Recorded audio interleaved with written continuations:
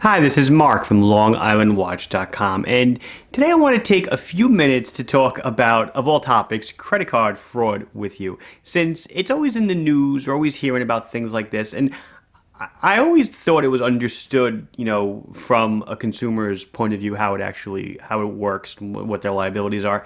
And then I got hit with fraud. We get hit with fraud all the time, but I got hit with a certain fraud over the weekend, and I started actually talking to the person. That was my conversation with the criminal. We had a back and forth dialogue. And what I learned was that people, I guess most people, or a lot of people, do not understand where the liability eventually falls in credit card fraud. So, spoiler alert, the liability is on the vendor that accepted the charge in the first place. So just to make that clear, someone steals your credit card, they use it to buy a watch from us, we ship it to that person who pretended they were you. You call your credit card company, you say, I didn't make this charge. It's called a chargeback. They say, no problem, we're canceling your card. They give you back the money that you spent at Island Watch. But it doesn't stop there. They don't absorb it. They absorb nothing in this case. What they do is they go to Island Watch and say, hey, that charge was fraudulent. You're responsible for the money. We paid the customer back. Now you pay us back. So they don't even they kind of ask, and you can defend yourself, but there almost is no defense. All you can really do is just say, okay, I understand. And they come into the account, they pull the money out, and they charge you a fee for doing so. And that's the end of the story. So how did this come about? Well, like I said, we get hit with fraud all the time. We have a lot of fraud filters and things that take care of, helping us notify. Obviously, a lot of the orders that are fraud don't even go through. Fraud would be a stolen credit card. You hear there's a data breach, credit card numbers were compromised, and those numbers, believe it or not, are sold online, some on quote unquote Silk Road, and some on just underground websites. And they buy and sell credit card numbers in the hopes that you can use it online and steal stuff. What do they do with the stolen merchandise? They may fence it. They may just keep it for themselves, whatever. So I got hit with an order over the weekend, and it was rated as a 99% chance of fraud.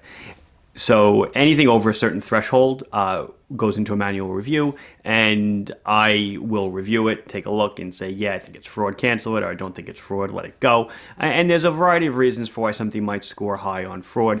You are from Afghanistan, you're visiting a relative in Florida, and you're having the watch built to Afghanistan and shipped to Florida. That might be an example of high fraud. Kind of looks weird, doesn't it? But then when you think about it, it makes perfect sense.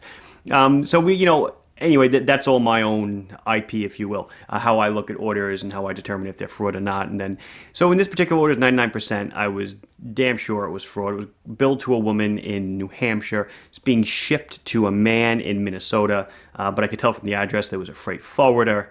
The IP address for the order was in Indonesia. It just occurred to me, I said IP before. I meant IP in the terms of intellectual property. IP address now I'm saying is the Internet Protocol. Anyway, the IP address was in Indonesia, so I know the person it was not an anonymous IP, if you know computers.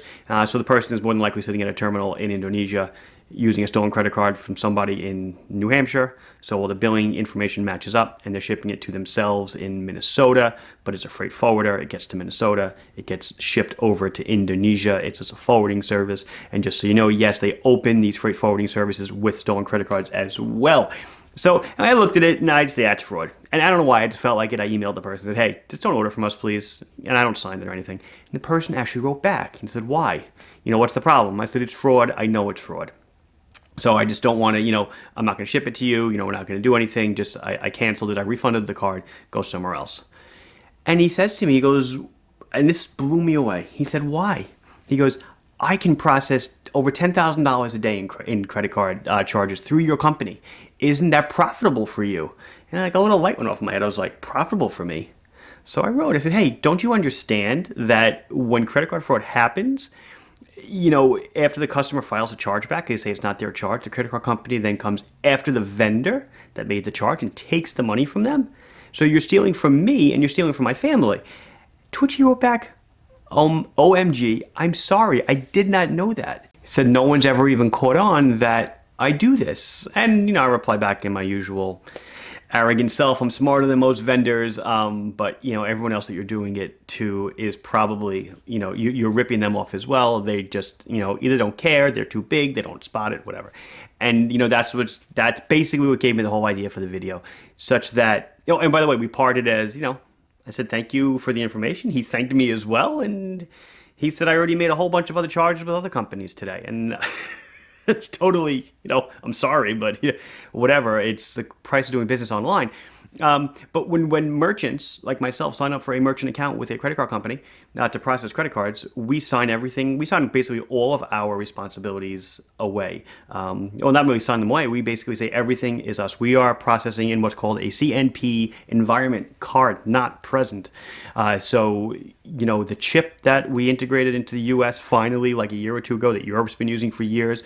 All that stuff doesn't matter because all you need are those on a Visa or MasterCard, those 16 digits and the expiration date, and you can process and you can rip somebody off. Anyway, I think that's it. That's my little blurb on credit card fraud. This has been Mark from LongIslandWatch.com. Please like the video if you enjoyed it. Subscribe to the channel if you have not done so. If you have any questions or comments, put them down below, and I'll be sure to read and address them as soon as I can. Thank you for watching. Bye bye.